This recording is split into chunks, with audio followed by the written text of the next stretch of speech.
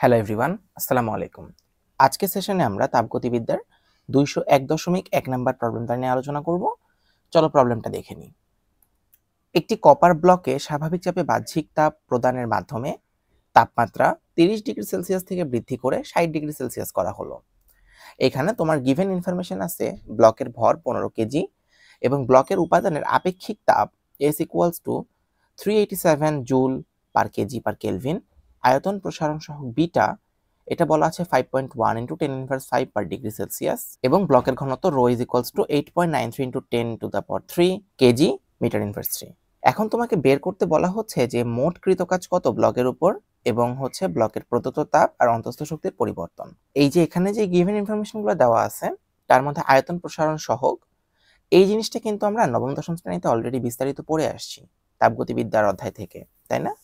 তাপগতিবিদ্যার অধ্যায় থেকে আমরা কিন্তু এই জিনিসটা বিস্তারিত পড়ে আসছি যে বিটা বোঝায় হচ্ছে আমার প্রতি ডিগ্রি সেলসিয়াস তাপমাত্রা বৃদ্ধি অথবা হ্রাসে বা প্রতি কেলভিন তাপমাত্রা বৃদ্ধি অথবা হ্রাসে আয়তন কতটুকু বৃদ্ধি পাচ্ছে, দ্যাটস ইট।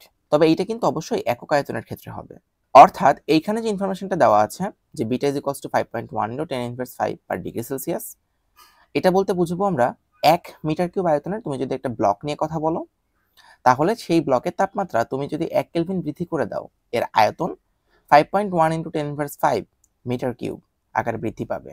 এবং একইভাবে যদি তুমি এর তাপমাত্রাটা কমায় দাও 1 কেলভিন অথবা 1 ডিগ্রি সেলসিয়াস তাহলে আয়তনটা কিন্তু ওই রেশিওতেই কমতে থাকবে। ব্যাপারটা ক্লিয়ার? এবং এখান থেকে আমি একটা ইকুয়েশন লিখছিলাম V is equals to V nought beta del theta. এখানে V হচ্ছে আমার আয়তনের পরিবর্তনটা, V নট হচ্ছে আদি আয়তন এবং বিটা ডেল থেটা এটা হচ্ছে আমার বিটা বোঝাচ্ছে হচ্ছে ওই যে আয়তন প্রসারণ সহগটাকে, আর ডেল থেটা হচ্ছে কত ডিগ্রি সেলসিয়াস তাপমাত্রা বৃদ্ধি বা হ্রাস করা হচ্ছে। এই জিনিসটাকে আমি যদি লিখতে চাই যে আমার পরিবর্তিত আয়তন which is V prime is equals to definitely V nought plus V হবে is equals to V nought plus V এর মান হচ্ছে V nought beta del theta.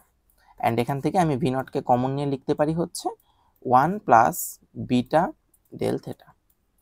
এই ইকুয়েশনটা তোমরা কিন্তু সবাই পরিচিত, এই ইকুয়েশনের সাথে তোমরা সবাই পরিচিত, তাই না? 9 10 এই ধরনের ইকুয়েশন আরো দুইটা ছিল।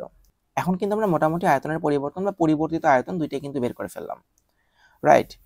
এখন আমাকে বের করতে হবে কপার ব্লকের উপর মোট কৃত কাজ ডিডব্লিউ কত। সো খুবই ইজি একটা অ্যান্সার যে আমি যতটুকু তাপ দিচ্ছি ততটুকু তাপই কিন্তু এখানে কাজে রূপান্তর হচ্ছে, তাই না? এবং অন্তঃস্থ শক্তির পরিবর্তন হচ্ছে কিছুটা, যেহেতু তাপমাত্রা বৃদ্ধি পাচ্ছে। DW is equals two PDV, এটা আমি জানি। এখন দেখো এখানে বলা আছে স্বাভাবিক চাপে, তাহলে স্বাভাবিক চাপে যদি ওয়ার্ডটা উল্লেখ করা থাকে তাহলে পি এর ভ্যালু হবে কত? 10 টু দ্য পাওয়ার 5, তাই তো? প্যাসকেল আমি যদি এসআই ইউনিটে রাখতে চাই ইন্টু, আর ডেল ভি এর মান হচ্ছে আমার V nought B del theta, V nought B del theta. এবার এই ইকুয়েশনটা থেকে আমি যদি সলভ করি 10 to the power 5 pascal into V নটের মান কত ছিল? ভি নটের মানটা দেওয়া নাই, তাহলে ভি নটের মানটা হচ্ছে আমাকে বের করতে হবে। খেয়াল করো আরেকটা জিনিস, তাহলে এখানে আমার ব্লকের ভর দেওয়া আছে এবং ব্লকের ঘনত্ব দেওয়া আছে। আমি জানি রো সমান সমান কিন্তু এম বাই ভি, এখানে ভি নট দিচ্ছি আদি আয়তন, এখান থেকে আমি বলতে পারি V naught is equals to M by rho. Clear? So এখানে আমি লিখবো হচ্ছে M by rho into beta del theta. এবার কিন্তু আমার কাছে সবগুলো ভ্যালুই দেওয়া আছে, তাই না?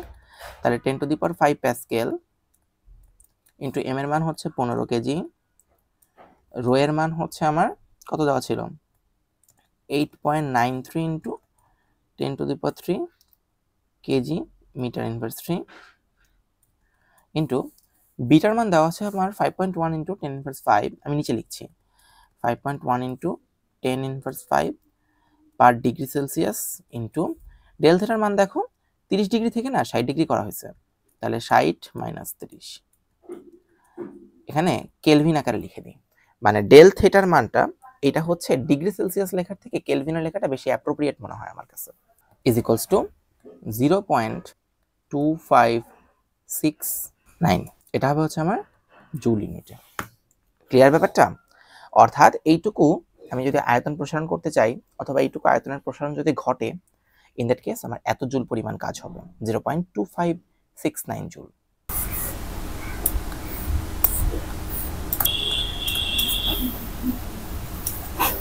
আচ্ছা, এখন হচ্ছে আমরা আমাদের সেকেন্ড ম্যাথটা একটু খেয়াল করব। জিজ্ঞেস করা হচ্ছে যে প্রদত্ত তাপ কত, ডিকিউ এর মানটা বের করতে বলছে। ওকে, আমি কিন্তু মোটামুটি এখান থেকে ডিডব্লিউ এর মানটা বের করছি।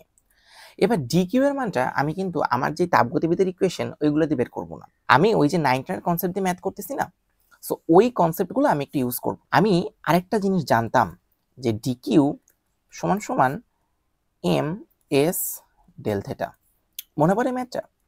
এবার এইখানে খেয়াল করো, আমার এম এস ডেল থেটা এই জিনিসটা থেকে আমি কিভাবে বের করতে পারি? আমি জানি এম এর মান হচ্ছে আমার 15 কেজি ইন্টু এস এর মান হচ্ছে আমার দেওয়া আছে 387 joule per KG per kelvin into del থেটার মান দিছে 60 - 30, এটা আবার কেলভিন দিচ্ছি, যেহেতু সেলসিয়াস স্কেলের পরিবর্তন আর কেলভিন স্কেলের পরিবর্তনটা সেম, আমি কেলভিন দিচ্ছি। ওকে, এবার এটাকে যদি আমি ক্যালকুলেশন করি অ্যান্সার পাবো হচ্ছে 1,74,150 জুল। এখানে আমি ডিকিউ এর একটা হিউজ মান পাইছি, ওইদিকে ডিডব্লিউ যেটা আয়তন প্রসারণে কাজ করছে সেটা কিন্তু একটা খুবই লোয়েস্ট মান পাইছি, 0.2569 জুল টাইপ কিছু একটা। এবার তাহলে আমার তৃতীয় কোশ্চেনের অ্যান্সারটা কিন্তু আমি এখান থেকে বের করে আনতে পারি। এবার আমি তাপগতিবিদ্যার যে ইকুয়েশনগুলো আমি জানি সেটা ইউজ করব।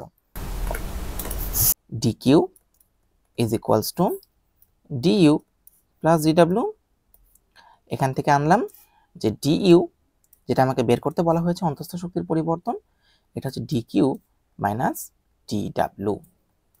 আমরা পেয়েছিলাম হচ্ছে ডিকিউ 174150 জুল আর ডিডব্লিউ পেয়েছিলাম হচ্ছে 0.2569 জুল।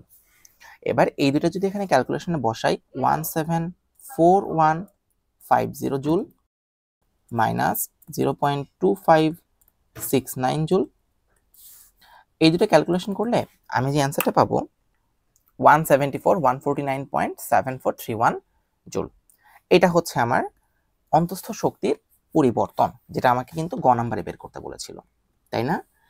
খেয়াল করে দেখবা এই ম্যাথটা করার সময় আমি কিন্তু তাপগতিবিদ্যার সূত্র এই এক জায়গাতেই ব্যবহার করছি, আর বাকি যে দুটো জায়গায় আমরা তাপগতিবিদ্যার সূত্র বা তাপগতিবিদ্যার যে ভ্যারিয়েবলগুলো আমাকে বের করতে বলা হয়েছে ওটা কিন্তু আমরা 19 যে দুটো সূত্র শিখেছিলাম সেই দুটো সূত্র ব্যবহার করে করেছি, তাই তো? সো আশা করি ম্যাথটা তোমরা বুঝতে পারছো। আজকের সেশনটা তবে এখানেই শেষ করছি। আসসালামু আলাইকুম সকলকে।